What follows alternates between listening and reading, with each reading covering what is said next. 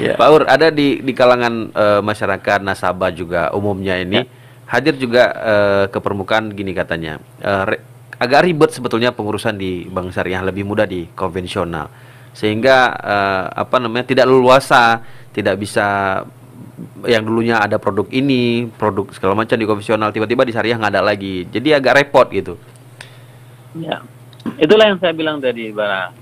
Ayo BSI duduk dengan bank platform besar, kuliti satu persatu pelayanan apa yang mereka ada dan pelayanan apa yang tidak dimiliki oleh BSI. Ya, contoh seperti ini. Jangan sampai kita salah dalam mengatasnamakan syariah.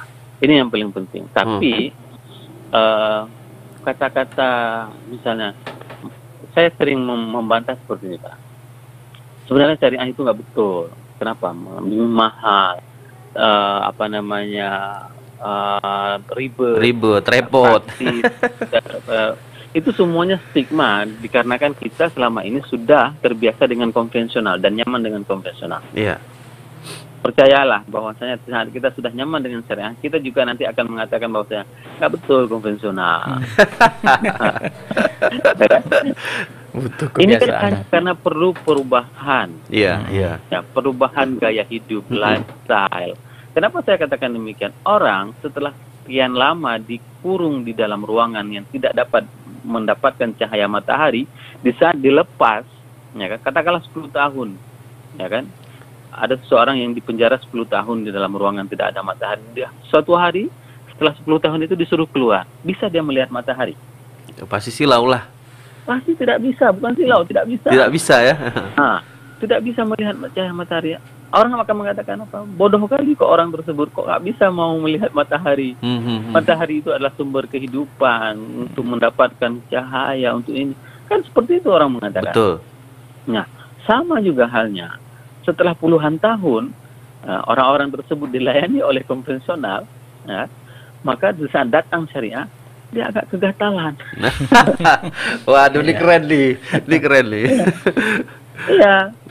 Kenapa? Karena memang sudah terbiasa. Mohon maaf lah misalnya selama ini orang-orang, saya sering mengkritisi konvensional, bahwasanya mereka itu tidak akan pernah peduli dengan masyarakat kecil. Mereka itu hanya akan peduli dengan orang-orang besar, ya kan?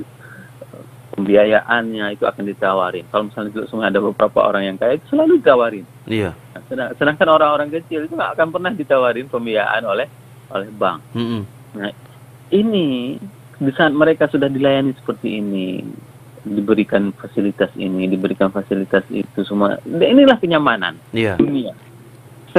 Kenyamanan dunia ya. Ya, dunia. Tapi mereka tidak pernah akan teringat dengan bagaimana siksaan di dalam api neraka nanti. Satu-satunya, ini cerita tentang agama. Umat Islam, siapapun yang mengatakan la ilaha illallah Muhammadur Rasulullah dengan ikhlas, itu akan dimasukkan ke dalam surga walaupun dia telah dicemplung dalam neraka, diazab macam-macam. Tidak dengan orang-orang yang mengakui bahwasanya riba itu haram tapi tetap melaksanakan. Coba bayangkan. Padahal semua sudah dijanjikan sama Nabi Muhammad. Siapapun, ya, siapapun yang mengucapkan la ilaha illallah itu akan dikeluarkan dari neraka. Tidak dengan orang-orang yang mengetahui bahwasanya riba itu haram, tapi mereka juga tetap kekeh untuk melaksanakan riba. Bertahan di situ ya. Bertahan di situ. Itu ada salah satu azab yang dikatakan bahwasanya kekal abadi di dalam neraka. Nauzubillah. Ya. Nah, sekarang pilihan yang mana? Mau dapat fasilitas kenikmatan dunia yang hanya sesaat, itu kan? Kehidupan kan kita senangnya kan saat aja ini. Umur paling 60 tahun, 70 tahun. Betul, Pak. Setelah itu kan selesai. Harta yang melimpah ruah, ya kan? Langsung dia akan diporak-porandakan oleh ahli waris. Ya, untung kalau seandainya istri itu baik, ya kan? Misalnya betul dia jaga anak. Ya.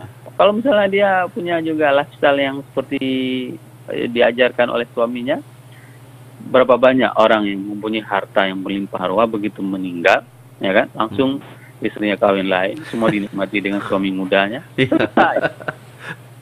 Ya Allah.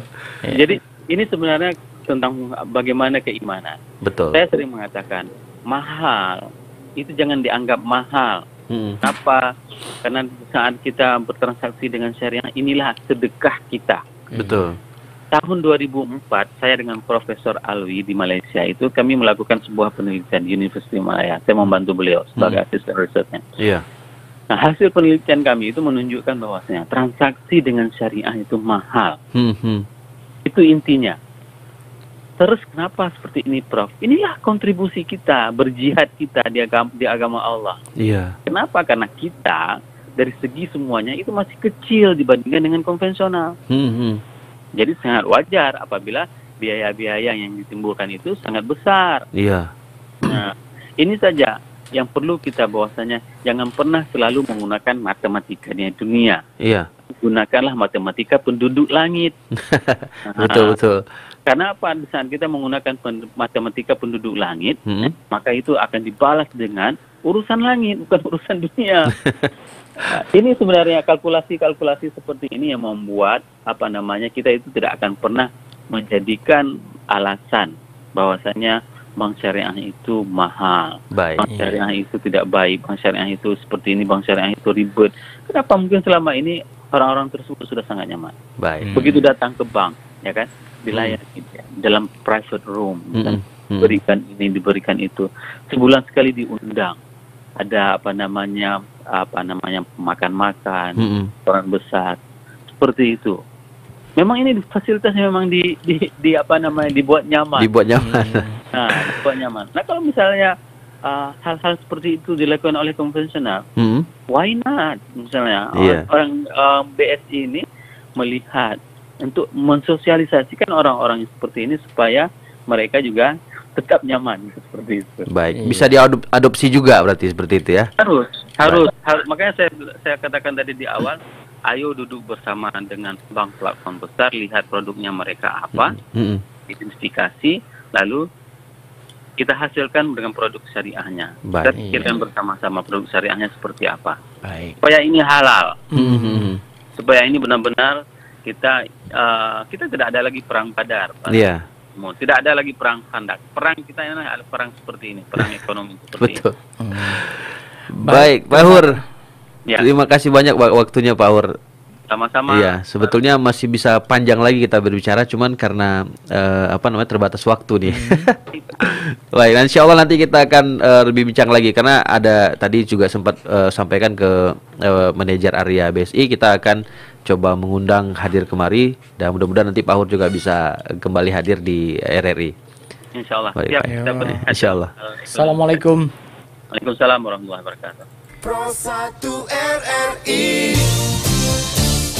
Ya, pakar ekonomi Islam Damanhur Abbas. Dr. Damanhur Abbas ya. Tadi sudah menyampaikan bagaimana sebetulnya pandangan beliau terhadap kiprah BSI selama ini. Nah, BSI diharapkan mau mengajak pihak-pihak terkait lainnya untuk beredukasi, memberikan pandangan-pandangan terhadap Bank Syariah Indonesia supaya beregulasi berjalan sesuai dengan syariah seperti itu. Baik. Baik rekan Bara, kita nikmati dulu.